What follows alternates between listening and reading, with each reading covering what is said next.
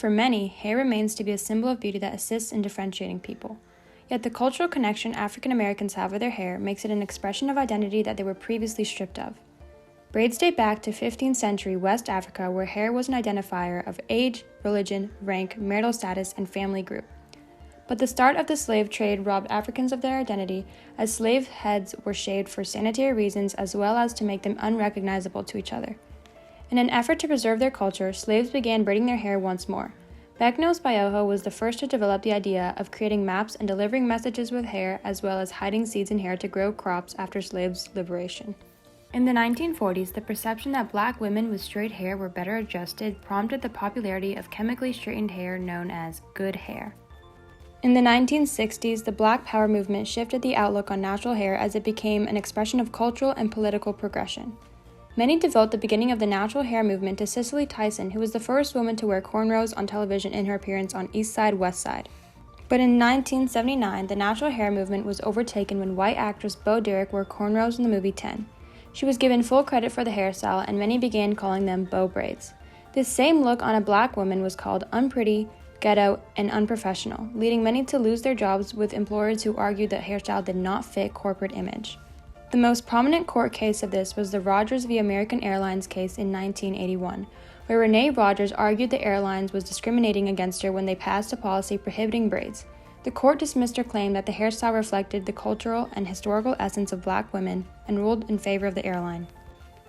Although it is the 21st century, examples of racial discrimination based upon hair are still very present today.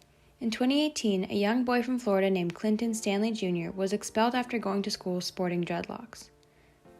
Rachel, a music manager and Philly native, described similar negative experiences from her days in college. Central PA is a very white area.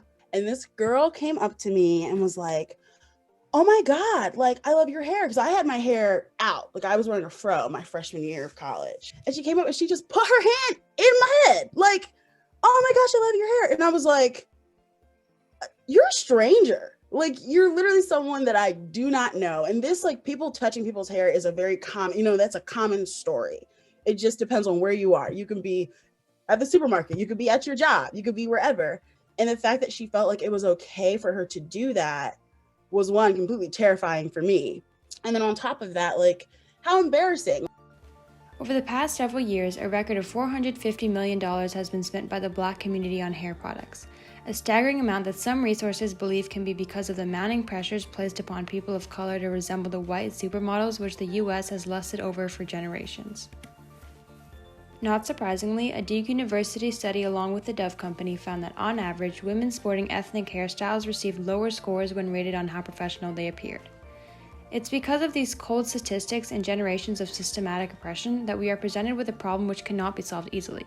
It may take years to reverse racist norms and ideologies, but we must be reassured that it is entirely possible. Recently, the Crown Act, an acronym for creating a respectful and open workspace for natural hair, has been passed in California due to mounting pressures from organizations such as the Dove Company, as well as the Natural Urban League, Western Center on Law and Poverty, and the Color of Change. This act makes discrimination on natural hairstyles illegal in the state and sets an example for other states to follow. Additionally, in November of 2020, UPS lifted all its regulations on natural hairstyles, representing a large leap forward to equality.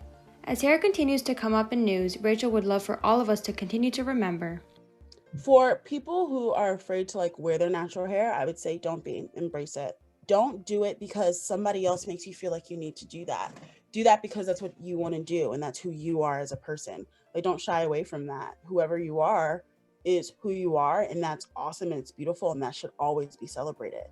Although history is forever scarred by systematic racism and an unmeasurable number of instances in which people of color have been unfairly discriminated against because of their natural hair, we have only the power to influence the present and future through recognition of the past in effort to alleviate centuries of oppression and create a future where everyone is confident with their own hairstyle and appearance.